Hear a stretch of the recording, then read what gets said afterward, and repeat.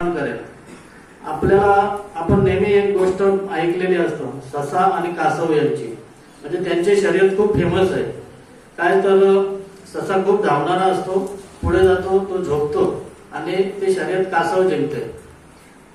मग त्या सशाच्या मनामध्ये ईर्ष्या होते, अरे मी झोपलो नसतो तर मी जिंकलो असतो।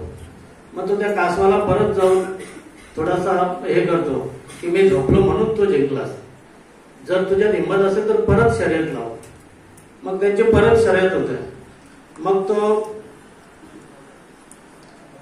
ससा असतो तो जिंकतो। त्यावेळेला कासव बोलतो की तो जिंकला कारण शर्यत जमिनीवर नव्हती, ते जर पाण्यामधनं झाली असती ना तर मी जिंकलो असतो। मग त्यांचं असं ठरतं की ते पाण्यावरनं शर्यत करतात। मग त्यावेळेला परत ससा हारतो आणि कासव जिंकतो। आज आपले जसे व्याख्याते इथे आलेले असतात ते खूप हुशार असतात, म्हणजे एवढे हुशार असतात ना की ते अगदी कमी वेळामध्ये तुम्हाला एकदम शॉर्ट आणि स्वीट एकदम मस्त समजावून सांगतात।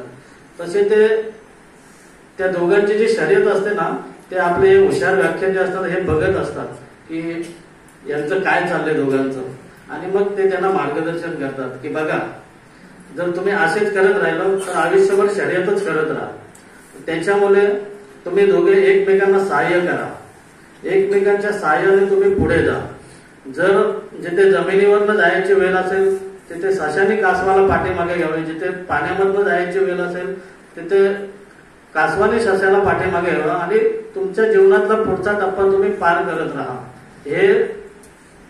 हे सांगण्याचं कारण एवढंच आहे की आपल्याला आपलं आयुष्य खूप सुंदर आहे आणि तो पुढे आपल्याला चांगल्या प्रकारे जगायचं आहे।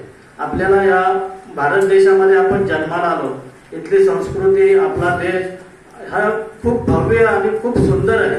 जगामध्ये या देशासारखा देश नाही आणि या संस्कृतीसारखी संस्कृती नाही, आणि आपल्याला आपला देश, आपली संस्कृती पुढे चालवायची, पुढे टिकवायचं आहे। याच्यासाठी आपण या विद्यार्थी दशेमध्येच त्याचा पाया रोवला पाहिजे। आपण जेव्हा चांगला अभ्यास करू, चांगले मार्क पाडू, तेव्हा आपल्याला आपल्या जीवनातील अनेक दारं खुली असतील। आणि